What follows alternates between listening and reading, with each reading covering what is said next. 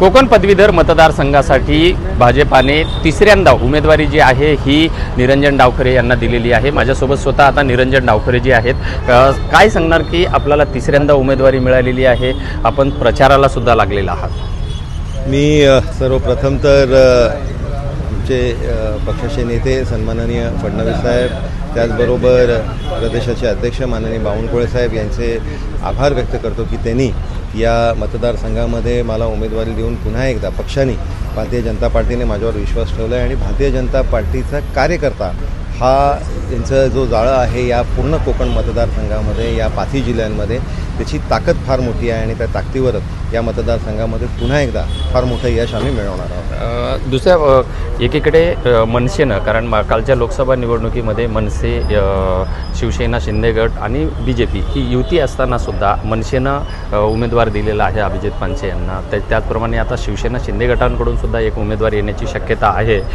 तर एकंदरीत तुम्हाला काय वाटतं, ह्या सगळ्या भूमिकेमध्ये तुम्हाला काय आव्हान आहे?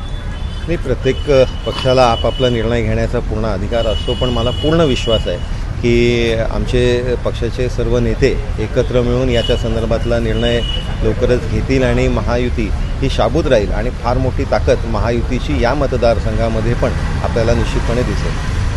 आपण या ठिकाणी शिक्षकांचं प्रतिनिधित्व, विद्यार्थ्यांचं, बेरोजगारीचं प्रतिनिधित्व करत असताना एकीकडे या ठिकाणच्या नोकऱ्या संपल्या जात आहेत, नोकऱ्या कमी केल्या जातात, भरती होत नाही, असं MPSCचे विद्यार्थी असतील, जिल्हा परिषद शाळा असतील, ह्या कुठेतरी बंद होत चाललेल्या आहेत। मग या सर्व भूमिका कशा पद्धतीनं आपण पेलणार आहेत, विद्यार्थ्यांना काय आव्हान देणार? नाही, खरं तर आपल्याला कल्पना असेल की हे शासन आल्यानंतर माननीय शिंदे साहेबांच्या नेतृत्वामध्ये, माननीय फडणवीस साहेबांच्या नेतृत्वामध्ये, माननीय अजितदादांच्या नेतृत्वामध्ये ज्यावेळेस हे शासन काम करायला लागलेलं आहे त्यावेळेस फार मोठ्या प्रमाणात रोजगार मेळावे सुरू झालेले आहेत आणि फार मोठ्या प्रमाणात रोजगारही लोकांना उपलब्ध करून देण्याचं काम हे शासन करत आहे आणि त्याच्यामुळे हा एक प्रश्न मार्गी लावण्याचं काम निश्चितपणे शासन करत आहे। त्याचबरोबर MPSC आणि UPSCच्या विद्यार्थ्यांसंदर्भातला जो आपण प्रश्न विचारला, तर कोकणामधली मुलं ही सातत्याने आपण बघतो की बोर्डामध्ये टॉपर येत असतात आणि त्यांना कुठेतरी अधिकारी म्हणून ते मागे राहू नये या दृष्टिकोनाने MPSC आणि UPSCचे सेंटर्स हे जिल्हानिहाय झाले पाहिजेत याची मागणी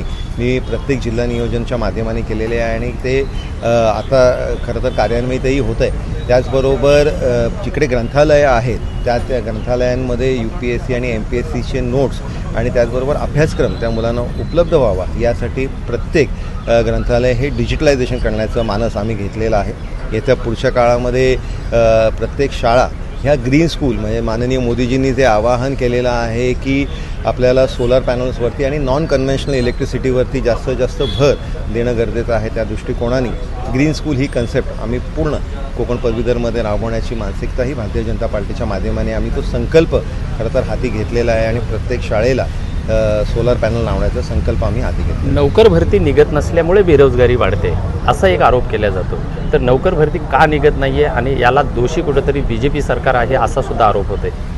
नाही, खरं तर हा आरोप मी साफ चुकीचा आहे असं म्हणेन, कारण भारतीय जनता पार्टीच्या माध्यमाने आपण दोन्ही लेवलला, म्हणजे एक तर सेल्फ एम्प्लॉयमेंट आणि त्याच्यासाठी केंद्र शासनाच्या माध्यमाने अनेक कार्यक्रम, मग ते स्टार्टअप असतील किंवा युनिकॉर्न असतील, असे अनेक प्रोजेक्ट्स केंद्राच्या माध्यमाने राबवले गेलेले आहेत। शासनाच्या माध्यमाने अनेक उद्योजकांना प्रोत्साहन देण्याचं काम हे शासन करतच असतं आणि आपण त्याचे वारंवार जे घेतलेले शासनाचे निर्णय आहेत तेही दिसून येतं। त्याचबरोबर मी आपल्याला सांगितल्याप्रमाणे रोजगार मेळाव्यांच्या माध्यमाने फार मोठा रोजगारही उपलब्ध करून देण्याचं काम हे शासन करतं आहे, कारण काय होतं की बरेच इंडस्ट्रीजमध्ये किंवा बरेच ठिकाणी जॉब्स आहेत पण ते लोकांपर्यंत पोहोचत नाही आणि त्याच्यामुळे रोजगार मेळाव्याच्या माध्यमाने एक मोठा समन्वय शासनाने याच्या माध्यमाने राबवलेला आहे। उद्या लोकसभेची मतमोजणी आहे आणि संजय राऊतांनी काही आरोपसुद्धा केलेले आहेत, याकडे कसं?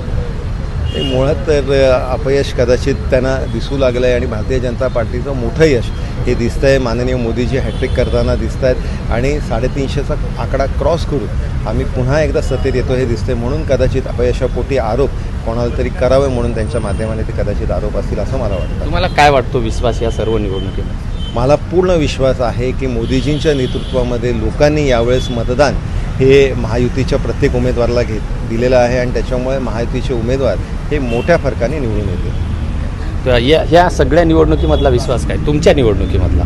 माझ्या निवडणुकीमधला महत्त्वाचा विषय किंवा महत्त्वाचा विश्वास म्हणजे भारतीय जनता पार्टीचा कार्यकर्ता आणि भारतीय जनता पार्टीचा जो कार्यकर्त्याचा जाळा या पूर्ण कोकण पदवीधरमध्ये 5ही जिल्ह्यांमध्ये आहे. त्याचबरोबर महायुतीची ताकद हे निश्चितपणे या मतदारसंघामध्ये आम्हाला मोठं यश आहे. हे होते पदवीधर मतदारसंघाचे निरंजन डावखरे आणि या कोकण पदवीधर मतदारसंघामध्ये निश्चितच आम्हाला यश मिळेल आणि माझा विजय तिसऱ्यांदा होईल असा विश्वास त्यांनी व्यक्त केला आहे. विजय गायकवाड, TV9 मराठी, डहाणू.